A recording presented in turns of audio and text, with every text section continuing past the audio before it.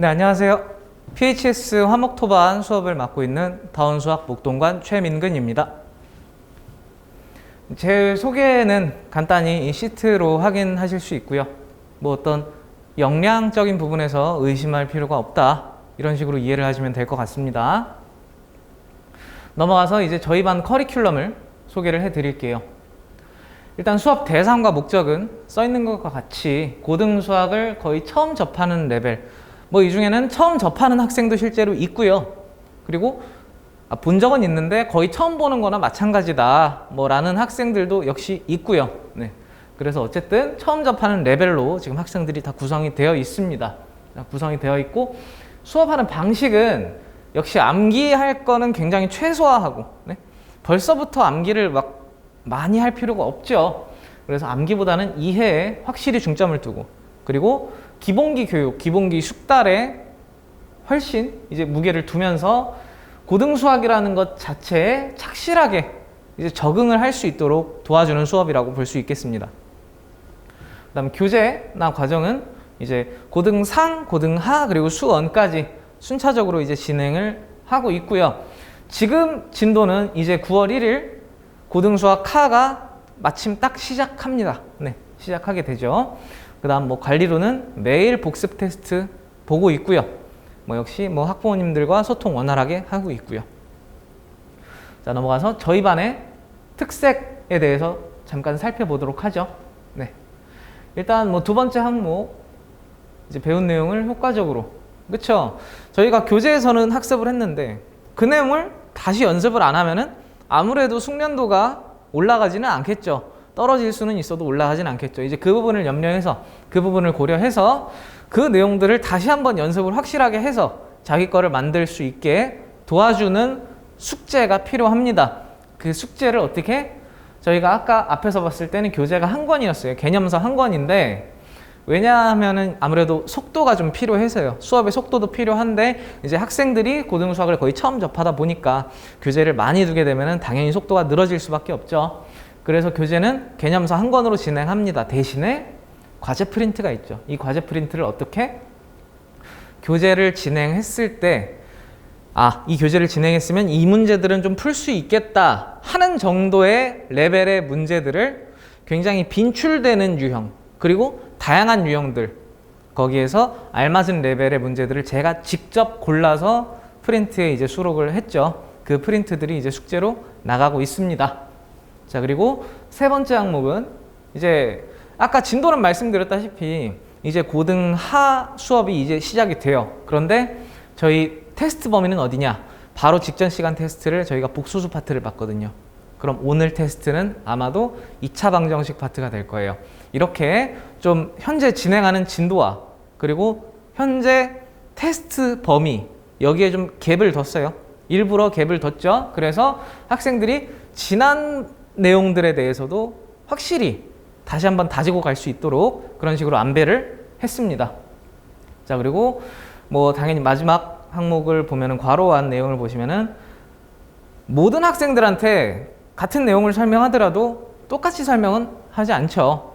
저희 반 학생들의 레벨을 고려해서 그리고 배려해서 항상 이제 설명을 하고 있습니다.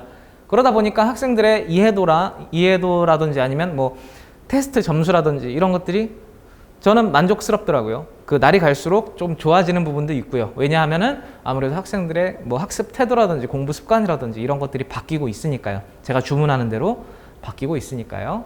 자, 그러면은 저희 반 소개는 이 정도로 마치도록 하겠습니다.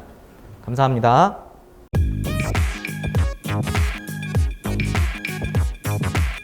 자, 그럼 화목토반 문제풀이를 시작해 보도록 하겠습니다. 자, 원의 방정식에서 이제 기초적인 유형에 속하죠. 원 밖의 점에서 원에 그은 접선의 방정식을 이제 구하는 문제입니다. 자, 마이너스 3,1에서 원 x제곱 더하기 y제곱은 9에 접선을 그었을 때 그 접선의 방정식을 구해야 되는데요. 자, 일단 원의 중심 0,0에서 마 3,1까지 거리가 반지름보다 길죠. 그 얘기는 뭐다? 원의 중심에서 어떤 점까지 길이가 그 원의 반지름보다 길다? 이 점은 원 밖에 있는 점이다 라는 걸 알 수가 있어요. 자, 그럼 원 밖에 있는 점은 기본적으로 접선을 하나만 그을 수 있는 게 아니라 두 개를 그을 수 있죠. 그죠? 그렇다면 당연히 어떻다? 답이 두 개가 나와야 될 거예요. 자, 이런 부분 인지를 하고 이제 문제를 풀어보죠. 자, 이런 문제 어떻게 풀죠? 우리가 다 배운 내용, 우리가 할 수 있는 내용들을 가지고 이제 풀어야 돼요. 자, 마이너스 3,1에서 접선을 그었다? 그 얘기는 마이너스 3, 이 파란 접선들은 어떤 직선? 마이너스 3,1을 지나는 직선이죠. 자, 마이너스 3,1을 지나는 직선이다.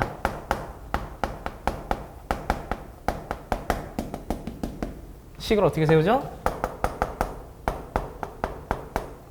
자, 이런 식으로 세울 수가 있겠죠. 자, 그럼 직선의 방정식을 그럼 어떻게 구하느냐? 여기서 m 값을 어떻게 구하느냐? 자, 원의 중심에서 거리가 반지름과 같다. 이렇게 식을 세우면은 m 값이 나오게 됩니다. 자, 그러면 식을 세워볼까요? 점과 직선 사이 거리 공식 우리가 알고 있거든요. 점과 직선 사이 거리 공식을 쓰기 위해서는 직선의 방정식 형태를 살짝 바꿔줘야겠죠. 자, 이런 식으로요. 자, 그럼 0,0에서 이 직선까지의 거리는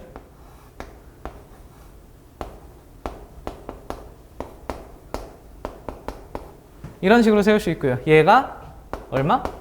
3이어야 된다. 자, 그러면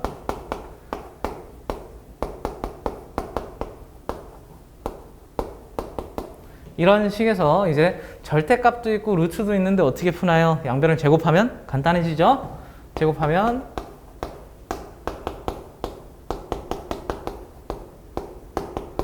자, 이렇게 되고 2차 항이 없어지네요. m에 대한 1차 방정식이 나오네요. 그럼 m은 3분의 4 이렇게 하나가 나오네요. 따라서 답은 이 직선의 방정식에 m의 3분의 4를 집어넣으면 나오겠죠. 3분의 4를 집어넣으면 플러스 5. 자, 이런 식으로 되겠네요. 그런데 제가 아까 말씀드렸죠. 원 밖의 점에서 원에다가 접선을 그으면 반드시 어때야 된다? 접선이 두 개가 생겨야 돼요. 두 개가. 그럼 답이 두 개가 나와야 돼요. 근데 하나밖에 안 나왔잖아요. 그래서 굉장히 특수한 유형이라고 할 수 있고요. 이렇게 두 개가 나와야 되는 게 뻔한데 답이 하나밖에 안 나온다? 그럼 어떡하지? 고민하지 말고 이럴 때는 그림을 그려보세요. 그림을. 네? 자, 문제 출제된 대로 그림을 그려보세요. 일단 원부터 그려볼까요? x제곱 더하기 y제곱은 9. 중심이 원점이고 반지름이 3인 원입니다. 자, 이런 식으로 그려질 거고요. 자, 어떤 점에서? 마이너스 3,1에서 이런 점에서 접선을 그어야 돼요. 그러면 여러분 접선이 어떻게 그려질까요? 다 짐작할 수 있죠. 이렇게도 하나가 그려지지만 이렇게도 그려진단 말이죠. 이렇게도 그려지죠. 그래서 아마도 이렇게 기울어진 직선의 식이 우리가 구한 답이 될 거고, 얘가 여기서 나오지 못한 직선일 거예요. 자, 이 친구는 직선의 식이 어떻게 될까요? x는 마이너스 3 이렇게 나오겠죠. 그래서 답에 얘까지 추가를 해서 두 개를 써야지 정답이 되겠습니다. 자, 이거에 대해서는 뭐 왜 근데 얘는 안 나오나요? 이렇게 계산하면 왜 두 개가 나와야 되는데 왜 하나만 나오나요? 라고 이제 물어볼 수 있는데, 그거는 좀 이렇게 생각을 해보고 이해를 하면 될 것 같아요. 이 직선의 식에는요 y가 없죠. 그죠? y가 없어요. 근데 우리가 자, 마이너스 3,1을 지나는 직선이다 하고 세운 식이 어때요? y가 무조건 껴있죠. 그죠? y가 무조건 껴있는 식이에요. 그럼 우리는 이런 모양의 답만 우리는 구할 수 있는 거예요. 애초에 우리가 이렇게 썼기 때문에. 이런 모양의 답만 구할 수 있어요. 당연히 그럼 이런 모양의 직선의 방정식은 나오지가 않겠죠. 자, 그러니까 뭐다? 아, 이렇게 원 밖의 점에서 원의 접선을 그었을 때 당연히 답이 두 개가 나와야 되는데 하나만 나온다? 아, 그러면 이런 애가 껴 있겠구나 하고 이제 짐작도 할 수 있고요. 이제 그렇게 짐작한 거를 확인하는 건 그림을 그려서 확인을 해봐라. 자, 이렇게 설명을 할 수가 있겠습니다. 자, 그럼 문제풀이는 이것으로 마치도록 하겠습니다. 감사합니다.